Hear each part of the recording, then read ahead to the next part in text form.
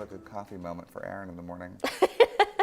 He is full of energy today. More energy than usual. Yeah, because of the caffeine. He doesn't drink it often, or he goes through phases. I got back into coffee, which doesn't happen. It's been like 7 years since I was like really into it. And then I started drinking espresso and I was like, oh, this is great. And then cold brew, I was like, I feel so awake. And I Googled it. It's way more caffeinated. Well, there you go. You're going to need it because you've got a busy couple days ahead of you. I know. And I'm losing my voice, so it's like the laugh is just not there. Good morning, everybody. We have some snow on the way. This is going to start later tonight, just to kind of break it all down for you before I get into it. Starts late tonight to early tomorrow, depending on where you live, but it's going to end around lunchtime tomorrow. We're going to have a lot of fluffy snow just because of how cold it is and the snow ratio, so it shouldn't be too bad for cleanup.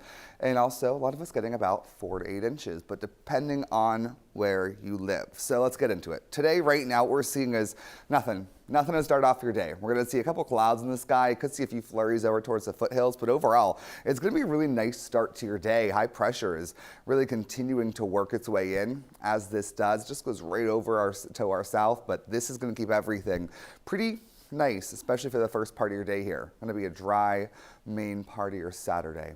Now, as we go through the rest of it, you will start to notice that clouds increase. So it's not going to stay quite as sunny as it will be this morning.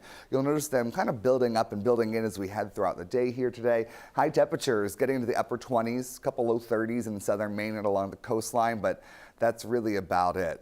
Then we have the snow starting to move in. When it's going to start depends on where you live. A lot of people are going to be around 10 p.m. to midnight. That's for western and southern portions of the state through about mid-coast. And then as we go farther to the northeast from there, a little bit later, a couple hours later, to midnight to 2 a.m., after 2 a.m. So while you're asleep for most of these, I mean, depending on when you go to sleep. But yeah, this is going to be a overnight kind of storm for the most part. So let's break it down for you. Today, you can see those clouds really starting to increase throughout your morning and into your afternoon. Then tonight, that's when we start to notice that everything in southern and western portion of the state gets a bit snowier by that point, continuing across the state slowly but surely as we speak throughout the morning. By tomorrow morning, if you're getting out there at all, be aware the roads are not going to be great by that point in time. There's a good amount of snow coming down. But with this, we're going to see it really just continuing pretty much statewide by that point, except for far northern portions of the state. Y'all are going to struggle to get some snow on this one. And that continues to pull out pretty quickly. So by the time we get to your afternoon, the snow's really wrapping up by that point. We'll actually get a few peaks of sunshine if we're lucky for the second part of your day tomorrow.